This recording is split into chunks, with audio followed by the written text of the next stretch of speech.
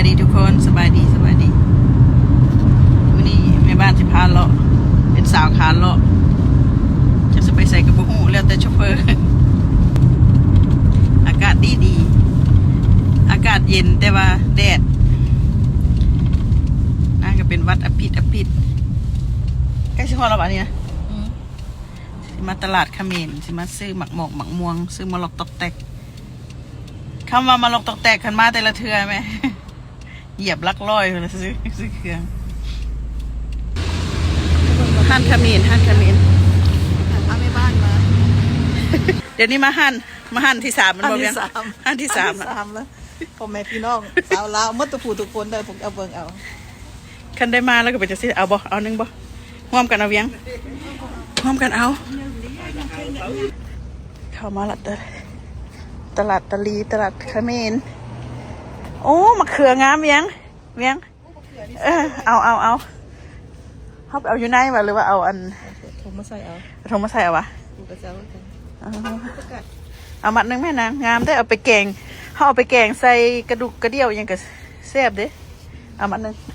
เคี่ยเอาอยู่พื้นลงขึ้นมาเทิงเนี่ยตัวน้อยๆนี่นะตะปอดตะแปะดองใส่น้ำส้มแม่นบ่อันเกลือของเมกาฮะนะมันเป็นว่าพิโก้ซอสนะเวียงมีพริกโกโซซอสธรรมดาก็ได้นะได้แต่ว่าใส่น้ำส้มสายซูน้ำตาลเล็กน้อยเอาเขา2คนนี่ไปห้านใดนี่ห้านนั้นก็จะดีใจเนาะ เอากระดอกกระเดียนี่เข้ามาทางในมาเบิ่งว่ามีอย่างนี่หมักม่วงหมักมันหมักอย่างหมักม่วงน้อยบอก1 $31หมักม่วงฮีทบ้านเฮาอะนะพี่น้องเด้เป็นบอกใน$34มี20 โล20 pound $34.99พี่น้องไอ้หมักม่วงนี่นะแม่บ้านก็จะเอาบอกนึงค่ะแหละมันจะน้อยแบบนี้จะน้อยอีหลีน้อยปะตะไปเตะมีคนหมักกอกหมักแกกหมักทั่วพูนี่มันก็มีมดคืออยู่บ้านเฮาแหละพี่น้องมีฮอตขิงสดขิงออนเผาเท่าไรกับบุ้งเนี่ยมีฮอตอันผักเนาผักขะบ้านข่อยก็ผักขะว่าไปว่ามานางก็เสียเอามัดนึงไปเห็ดอย่างกับบุ้งแต่ว่าเอาไปนี่แหละหมักมี่จะไม่คายข้าวต้มเป็นอย่างหมักม่วงเลยงามขนาดหมักม่วงนี่นะ$1$5.99ต่อพาวท่านซิเราก็ถือได้นี่อยู่บางตลาดเป็น$8.9ต่อพาวตลาดอันนี้อยากถืออันนี้ก็$6.99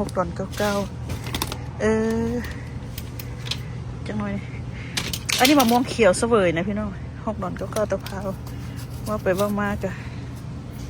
อันนี้$5.99เอามากนึงไปซีมก็จะมีหมักบวบหมักอย่างคือบ้านเฮาล่ะพี่น้องเลยเดี๋ยวบ่ได้แพงราคากับปกติอันนี้ก็โอเคอยู่ได้$2ปลายขิงน้อยขิงใหญ่เป็นค่าเป็นอย่างก็มีคือบ้านเฮาแหละไอ้มาพกขมกระเดากระเดวก็นี่จะ$1ปลายซื้อใบตองกระ$1.99ต่ออันนะ$1.99แต่ว่าเฉพาะค่อยมักที่บ้านเขาเจ้าตัดมาแล้วนะมันสบายมันงามมันอันนั้นจะประมาณนี้แหละใบยาเนาะยานางมันยังก็อันนี้กับผักเทียม$1.99ต่ออันนึงนี่นะแพ็คนึงนี่นะก็พอซื้ออยู่ได้ละอันนี้จะเป็นผักแคบนะบ้านข่อยก็ผักแคบหรือผักตำนินมีฮอตผักตำนินพี่น้องพี่น้องเบิ่งซึ้งนะซึ้งอันที่แม่บ้านใส่กับรุ่นนี้เนาะอันนี้$34แล้วก็อันนี้แบบนี้มีหมดทุกชนิดซึ่งอันนี้เท่าไหร่59แบบนี้ก็งามมึงดูมีฮอตแบบรุ่นใหญ่รุ่นสิเอาซ้ำใดซึ่งมีหมดเด้มะขามสดมันก็มีคือบ้านเฮาเด้เขียบหมูสดได้พี่น้องเขาจะทอดเขียบหมูสดเท่าไหร่บ่สดถั่วงอกงามคักงามแน่ว้าวแล้วก็จะเอาจาก2 อันมีฮอตโคกฮอตสากมีฮอตอันอย่างก็บินพระบาทนะพอได้สิไปบวชไปอย่างก็$50เด้อันบาทนี่นะ$50พี่น้องทำงานตู้ก็สิเอาแล้วก็อันนี้เขาเจ้าเห็นอย่างแบบนี้เบี้ยงมันอย่าง เพื่อเขาจะไปเฮ็ดแกงอันน่ะแกง แกงแบบเขมรปะ สลอกกะโก้ค่ะโอ้ว่ะสโลสะเลอีหยังกับบ่ฮู้หมักอันนี้ก็งามได้นี่หมักชูนี่นะ คั่ว อันนี้กะเพรามีฮอตใบกะเพราสดพี่น้องหมักมังคุดโอ้ว่าผิดเราถือเอา$7.99ฮะ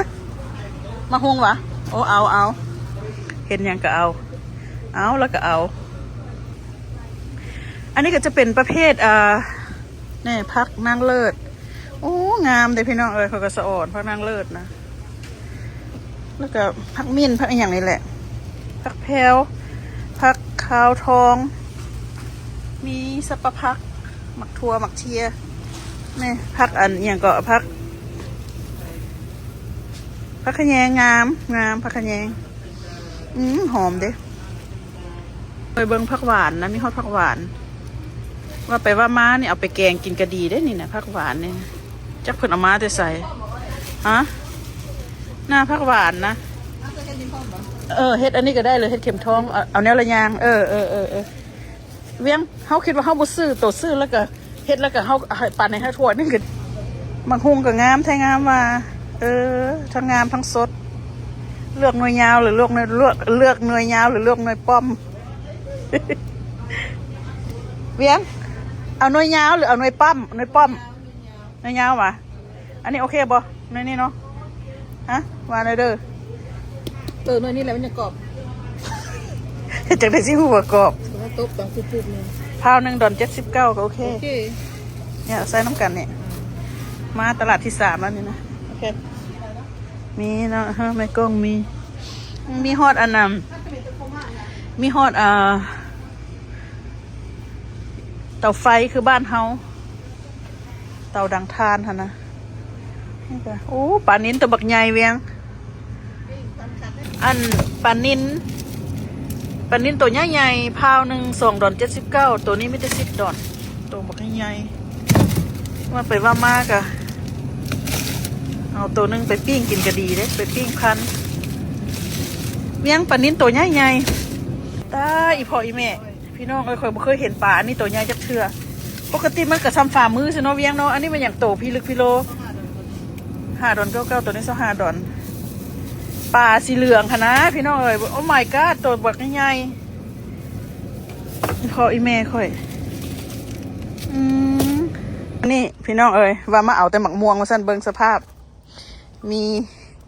อันนี้ก็มาราคาอันแม่บ้านซื้ออันซื้ออยู่ตลาดนึงหัน$13.99มันบ่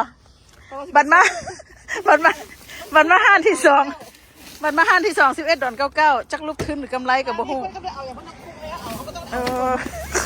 เรียกการเขาก็บ่ได้เฮ็ดก็ได้เอาน้ำมัน จะประมาณนี้พี่น้องไปก่อนเด้อ